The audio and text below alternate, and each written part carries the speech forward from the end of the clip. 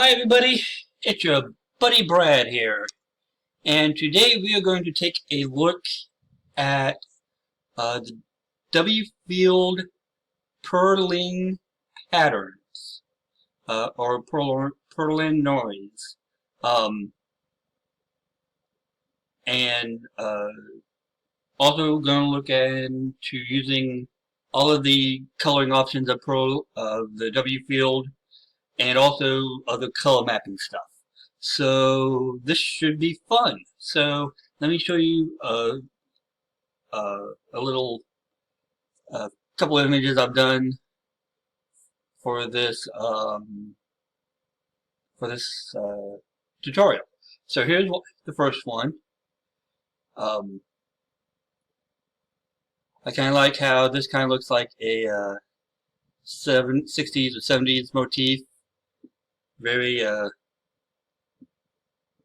very cool. I really like it. And then I did this one using just black and white, and I liked how it kind of gives a optical illusion type of feel if you really look at it.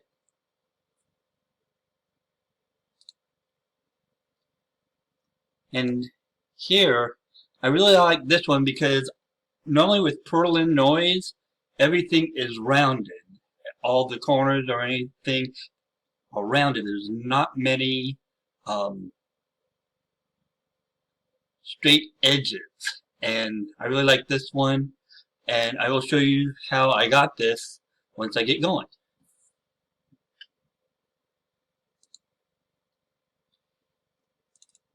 And now here is another example. It's a little bit more advanced, but I think it's going to be a way to take your art just a few steps higher. This is also using the same technique as the last one. So let's go on ahead and kick the tires and light the fires, as so they speak.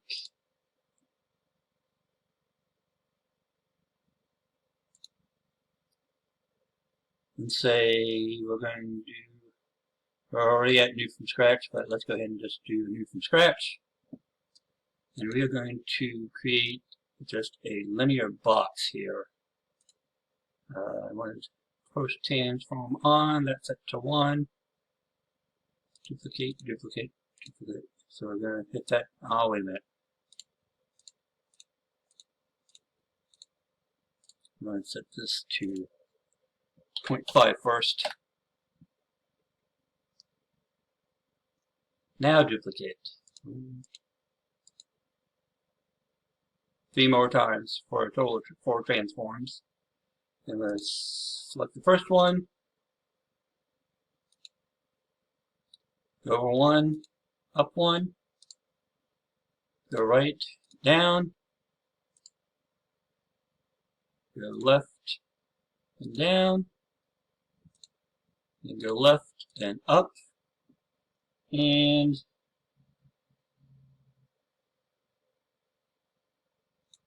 that just gives us a plain box. And we don't want to change any of the coloring on this one. So what we want to do is we're going to link these 4 together. So I'm going to select the first one. We're going to hit the link button,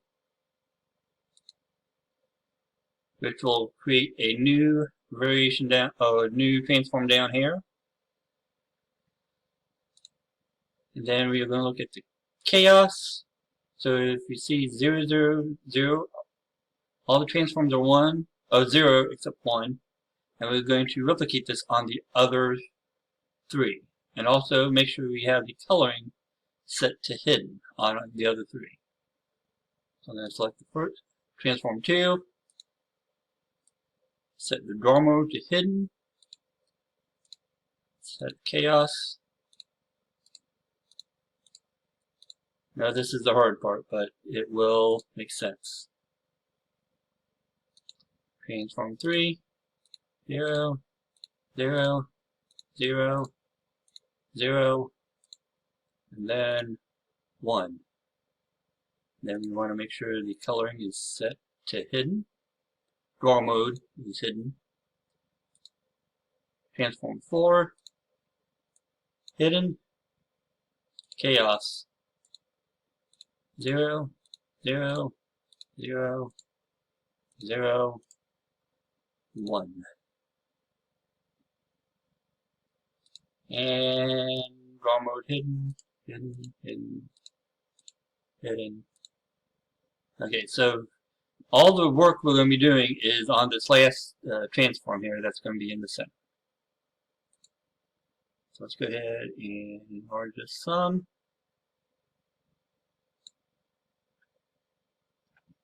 And we're going to go to the Wfield tab here. And we're going to select the first type. And the only, out of this top portion here, the only variable we're going to be using is this color amount. I'm going to get rid of that. This is color amount. And I find anywhere between 5 to 15 is good. Sometimes if you go too high, you lose coloring. I find a good number is 8, so we're going to set this to 8.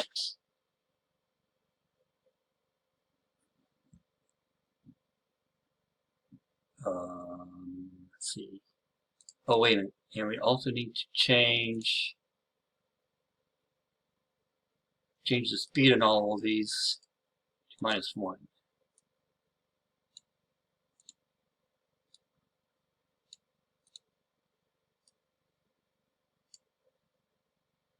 And then on this one, oh!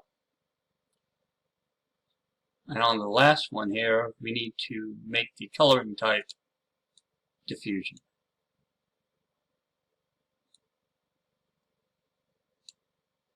And adjust the coloring. There we go.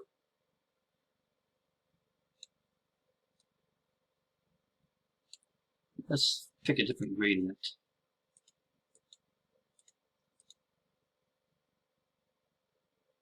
And we're going to make that a little brighter.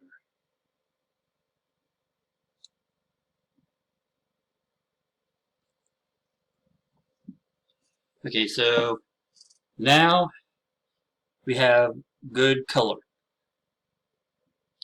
Or at least we can start seeing the pattern. And this is all generated from the Wfield, Wfield.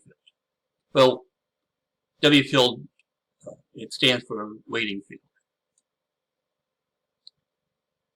And you see if you change the color amount, how it kind of loses some of the detail. If you go too high, like if I set it to 30, then you start to lose coloring. So, like I said, 8. 8 is good. Now, we don't want to change the color or speed on the other 4, but you can if you want. But just to show you, because we want the pattern to be kind of like one whole pattern. Here you see how, if I get rid of the triangles, how now these are all connected, and this top square is has its own pattern going on. For this tutorial, we really don't do that, but feel free to mess around with it on your own. That's all part of the fun, right?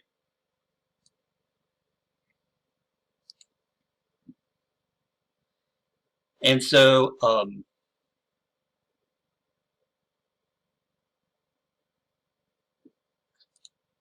and of course with Wfield, if we were to increase the amount, then we start to get the effect of Wfield. But of course now it's not what we want. We are going for the patterns here. But this is the way Wfield works, is the warping is based on the Perlin noise shapes. And if you kind of see, like, if you watch around here a little, it's kind of based on the shape of the Perlin noise. But again, we are going for the solid shape here. And cellular noise has a few other options than the other ones. For example, how I got that angular one, I set this return type to distance distort sub. You always see it's getting more angular than curved. And then setting the distance, I'm going to say, guess it's function, set it to Manhattan.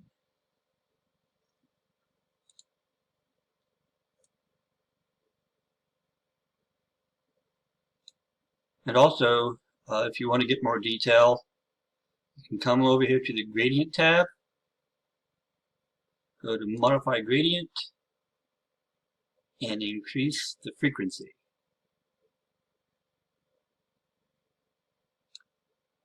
And then that fills in more of the lines.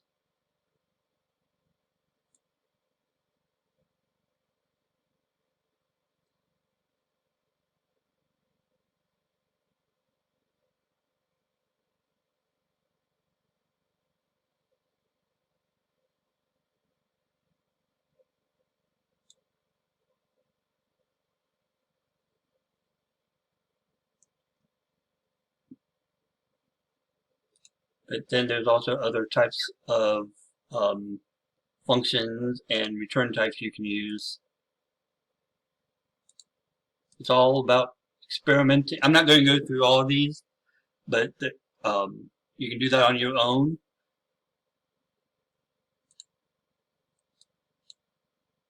But like for instance, this one really does give a lot of the kind of more angular shapes. And of course down here you can see a preview of the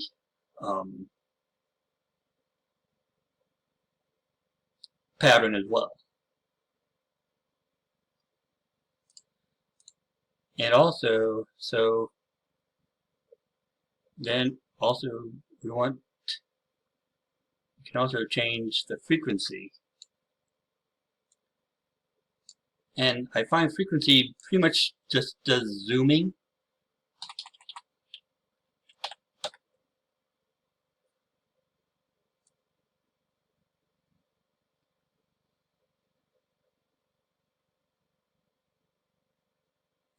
You can tell how it's zooming in and out.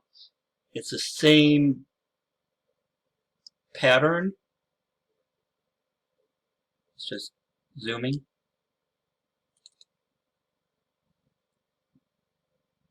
And of course you can change the C to get different patterns.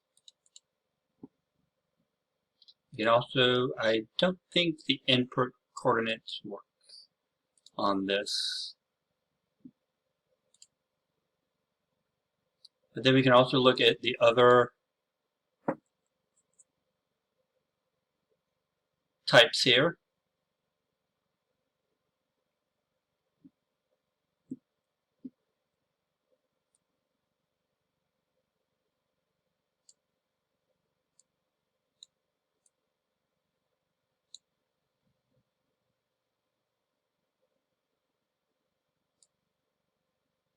You know, just play around with all the different options.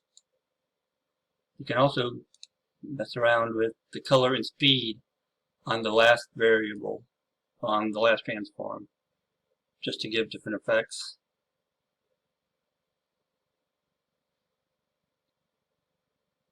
I mean, right here, there's a lot of open spots. If I like having more filled.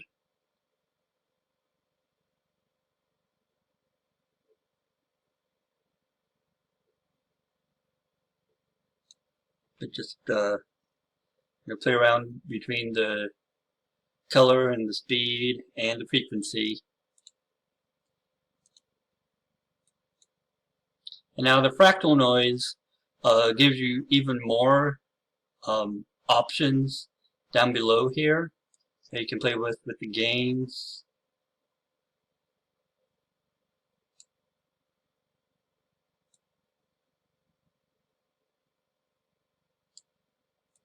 And this lastinarity, I am not exactly sure what that is. I did look it up a long time ago, but it still has to do with the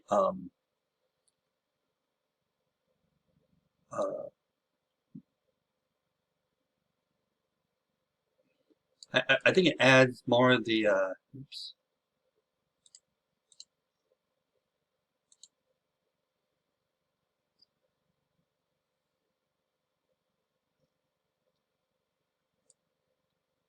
Just adds more, I'm going to say, character to the pattern.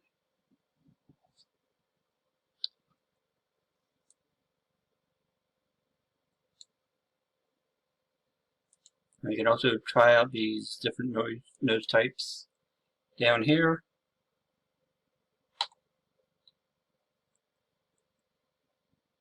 And sometimes you will end up just with something very minimal, but then just keep playing around.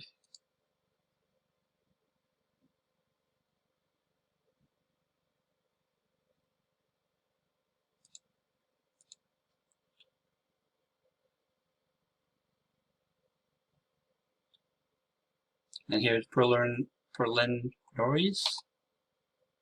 Here's fractal Perlin noise.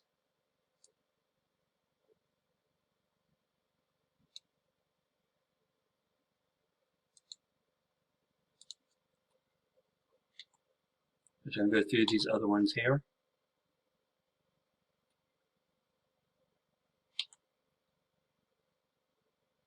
And even though they look similar, they're all very different type of patterns.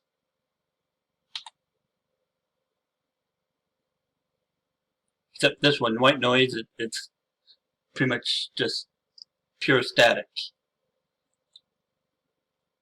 And then the last one, here's kind of something interesting, is a image map.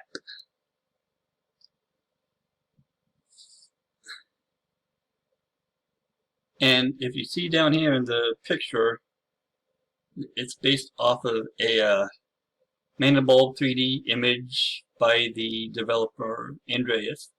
He just added it, and he has this added because it has a lot of different shapes and character to it.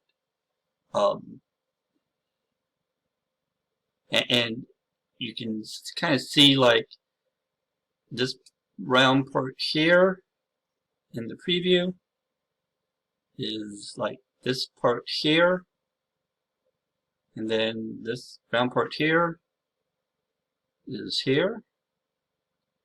So you can kind of see how it morphs the image from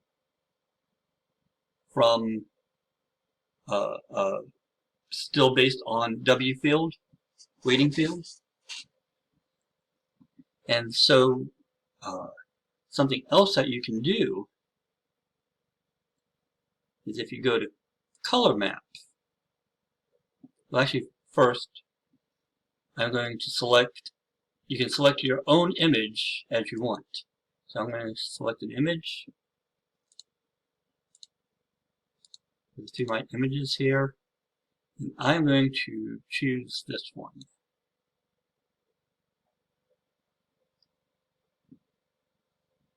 And just so you can see it better, I'm going to go ahead and open it here.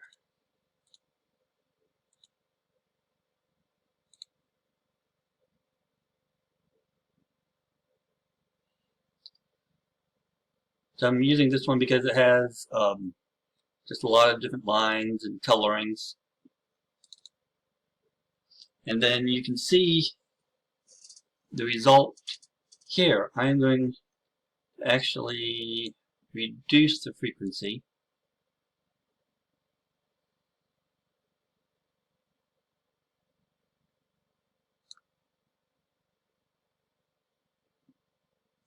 You can also adjust the color amount again.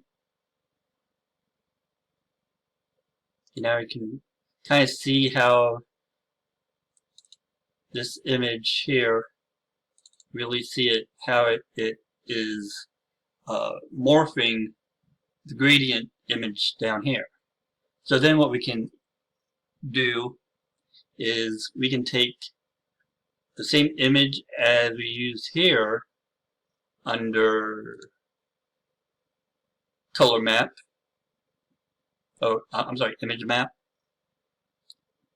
And then click on the color map grade tab here under the gradient. Select image.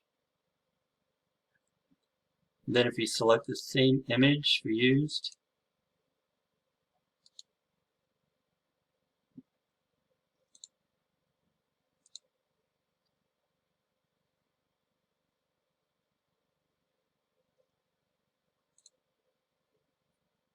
and with the color map it's actually repeating, so you need to I'm going to go ahead and adjust it down some.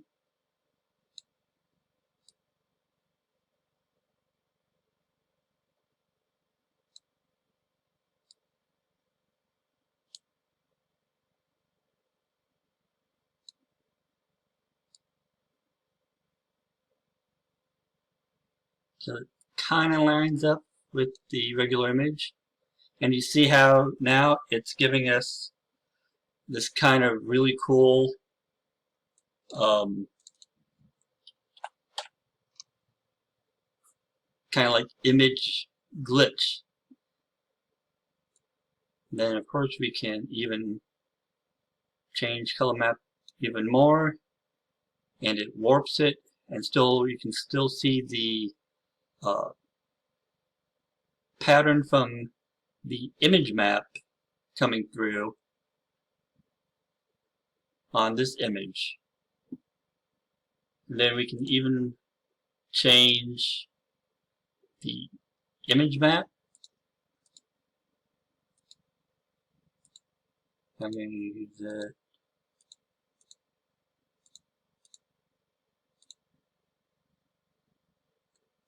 So I'm going to use a image map of the Perlin noise.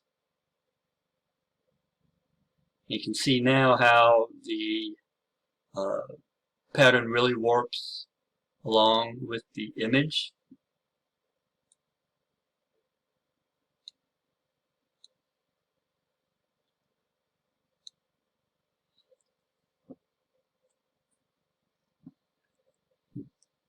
Also, if you want, you can change the size of the preview image.